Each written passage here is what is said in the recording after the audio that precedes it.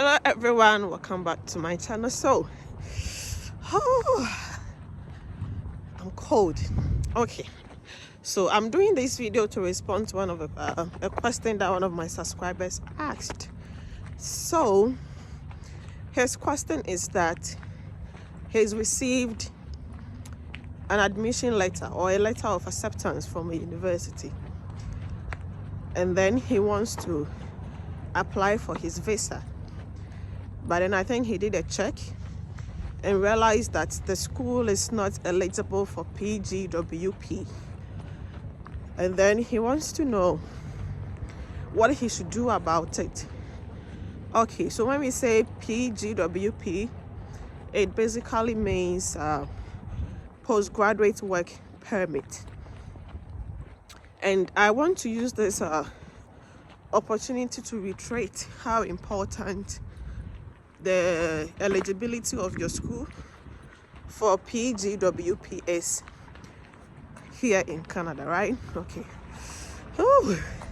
So there are so many colleges and universities here in Canada. Some of them are eligible for PGWP, that's postgraduate work permit, and some of them are not.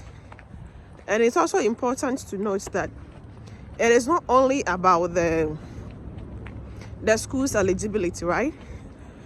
There are times that the school will be eligible for PGWP, but the course you are offering in that school will not be eligible for PGWP. Now, why is the school you are applying for, why is it even, sorry about that. Okay. Ooh. Why is it even important for the school to have PGWP eligibility? Now, let me take my time to explain this. So, when you come to school in Canada,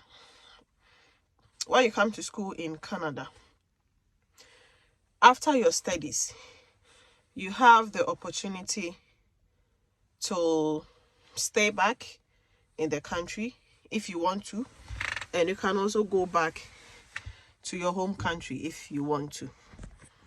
Every study permit has its expiry date. So if your course is a 2 years program, your study permit is valid for 2 years.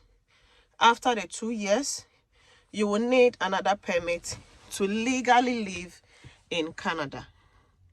And that is where the PGWP comes in. This is one of the good reasons why people actually come to Canada to study. So after your studies and your study permit has expired, you then transition from a study permit to a work permit. But this PGWP or this work permit, you can only apply for it after your school if the school you attended is eligible for PGWP, or if the course you offered is also eligible for PGWP. So there are situations that your school will be eligible for PGWP, but the course that you went to read in that school will not be eligible. The implication is that if you attend a school that is not PGWP eligible, or if you do a course which is not PGWP eligible, the implication is that once you finish your studies, you will not have the opportunity to transition from a student to a work permit holder and to be able to stay back in Canada. What it means is that once you finish your school, you have to go back to your country because you don't have any legal means to stay back or to get a work permit. So, if you are somebody whose intention is that after your studies, you want to stay back in Canada, work for some time and even progress to becoming a permanent resident, then it is very important for you to attend a school that is eligible for then it is very important for you to attend a school and do a course that is eligible for PGWP. It is very important. If you don't do that, it means that, like I've said earlier on, when you finish your education and your study permit expires, there is no way that you can renew your status or your residence here. You will have to go back to your country unless you apply for another school that is eligible for PGWP and then attend another 2-year school, and then when you finish the school, then you can use the eligibility of that new school to apply for your work permit to stay back in Canada. So this is the implication, right? If you don't get a PGWP eligible school now, but you are successful with your visa application, you will come into Canada, finish the 2. If your school is not eligible for PGWP, another implication is that if you don't get the postgraduate work permit, you cannot proceed to become a permanent resident if it's something that you want.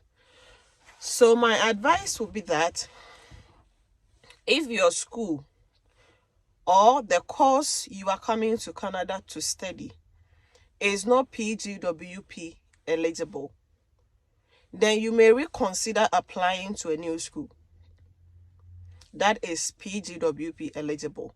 So you can apply to a new school and then use that new school to apply for your visa and come to Canada. If not, you can also use the school that is not eligible for PGWP to apply for your visa. And then when you arrive in Canada and you begin that school, you try and change the school. Whichever way, there should be a change. It's either you change the school before you come in or you change the school after you have come in. Because if you do not, you will just go pay your fees and then afterwards you won't have any legal means to stay back in Canada if that is what you want to do.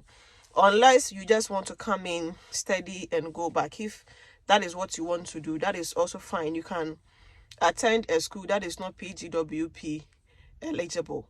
But even if your intention is not to seek for residence after your studies, I think it will still be a good idea to keep that option open, because you may never know. Probably once you arrive, you get to enjoy the place and then you may want to stay back. If that is what you want to do, then you should have that option open and available to you. So that is my take on that question.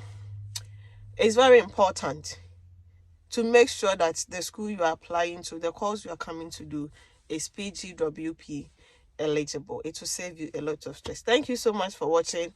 Kindly subscribe to the channel and share this video. Thank you.